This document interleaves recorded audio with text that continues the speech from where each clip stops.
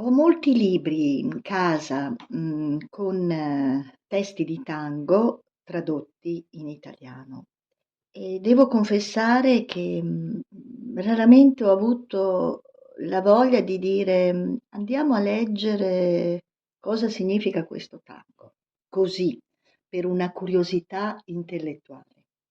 È capitato invece di farlo quando si è accesa una curiosità legata quasi sempre a un'emozione.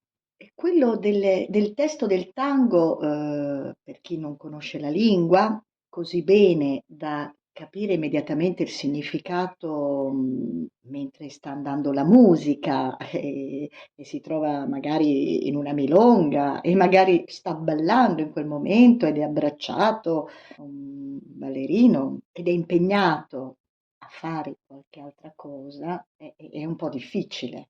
Sì, mi arrivano le parole, ma non riesco sempre, a meno che non ci siano proprio dei momenti di grande chiarezza, a capirne il significato, se prima non l'ho letto. Quindi spesso poi non nasce neanche l'emozione e di conseguenza non nasce la curiosità. Ed è un peccato. Me ne rammarico, però per me la conoscenza avviene sempre attraverso un'emozione. Qualcosa, non so cosa, ci fa scattare la voglia di andare a capire cosa significa. Ma perché questo? Perché è vero che il cantante in fondo è uno degli strumenti dell'orchestra, è vero che il modo in cui lui canta si mescola con tutti gli altri strumenti a formare un amalgama magico e bellissimo. È vero che le corde vocali utilizzate dal cantante non sono poi così diverse dalle corde degli strumenti a corda e che la differenza tra un cantante e l'altro, tra una voce e l'altra, in fondo può essere simile alla differenza tra come suona un violino piuttosto che un altro, a seconda dell'artigiano che l'ha costruito o dell'epoca in cui è stato costruito. Spesso il ballerino utilizza la voce del cantante come fosse uno strumento e poiché la voce del cantante è in primo piano, ecco che giustamente il cantante ci indica come muoverci, rallentare, velocizzare, tirare una nota e se lui tira una nota noi ecco che lo seguiremo con la gamba e dove lui respira, ecco l'indicazione per una pausa o per una sospensione del movimento. Però esiste anche un'emozione legata proprio al contenuto delle parole e che in qualche modo prescinde da chi sta cantando. Ovvio, una bella voce comunicherà molto meglio, no? Sentimenti ed emozioni, ma il contenuto stesso, la lettera, è già molto significativa. A volte è capace di aprire dentro di noi la porta dell'emozione. Io ricordo molto bene quando per la prima volta, tanti anni fa, mi trovavo al Grisel e un ballerino bilingue mi tradusse, dopo una tanda di De Angelis, il testo di Volvamos a empezar. Qualcosa in quel testo, che poi mi andai a leggere, mi colpì in modo profondo. Ecco, quel tango descrive una situazione che penso sia capitata a tutti, perlomeno una volta nella vita, quella di dover ricominciare, ricominciare dopo una caduta, dopo una chiusura, ricominciare nonostante tutto quello che è andato perso. Il tempo che è trascorso e che non ritorna, il rimpianto, no, per tutto quello che non si è potuto vivere assieme alle persone amate. Ci sono tanti bellissimi tanghi, però non so perché, ma o meglio, questo appartiene all'indicibile, per cui una persona viene toccata profondamente da qualcosa e un'altra persona da altro. Ecco, però questo ha fatto sì che quando io ballo quel tango in una milonga, ecco, arriva quel tango, io lo ballo con un'emozione che prescinde dal ballerino con cui sto ballando o dal contesto nel quale mi trovo.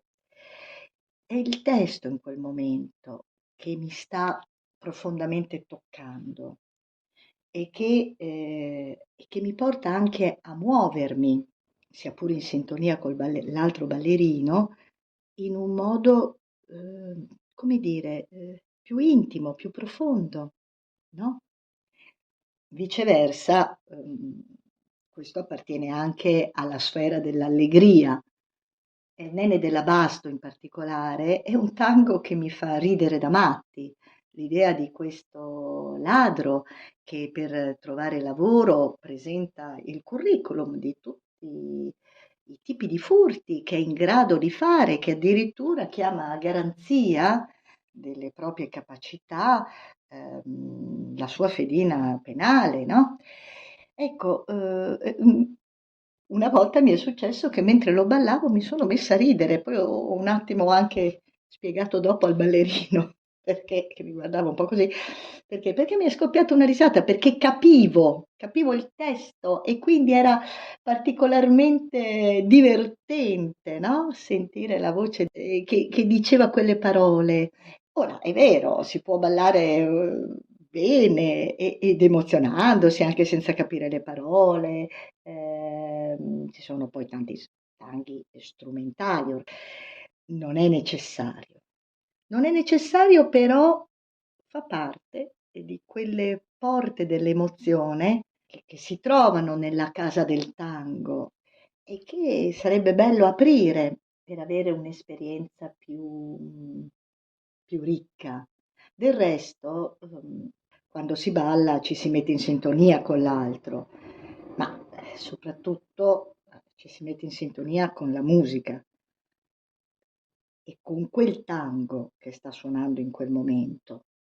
Quindi avere attraverso le parole e attraverso il contenuto del tango questo surplus di emozione sicuramente renderà piacevole, più piacevole ancora l'esperienza del ballo. Io penso che il contenuto del testo, che le parole ci guidino anche nella scelta di quello che si va a fare, e i passi, le figure, e come si fa. Un'indicazione grandissima, primaria, viene data dal modo in cui si sviluppa il discorso musicale tra i diversi strumenti dell'orchestra, è ovvio, però lo stesso testo ci fornisce ulteriori informazioni.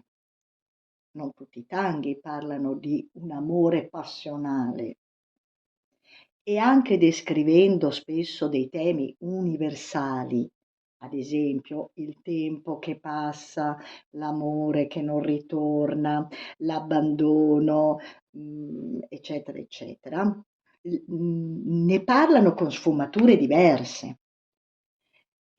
Sfumature che andrebbero anche raccolte, ad esempio, tornando a questo tango che mi aveva emozionato, quando lui dice alla moglie: "Asciugati le lacrime, apparecchia la tavola", ricominciamo.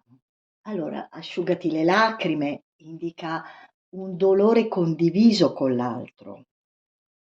Apparecchia la tavola è l'indicazione di un atto, di un gesto di vita quotidiana, di intimità, di un tempo che in qualche modo scorre, di gesti che si ripetono e in questa reiterazione nasce la complicità con l'altro e l'idea anche del trascorrere del proprio tempo, no? E poi dice ricominciamo, anzi dice torniamo a iniziare, un nuovo inizio, no? Una rinascita. Bene, buon tango a tutti e spero che anche voi possiate provare questa bellissima esperienza di ballare con un flusso di parole che vi arrivano in quel momento e di cui voi comprendete il significato e vi assicuro è meraviglioso.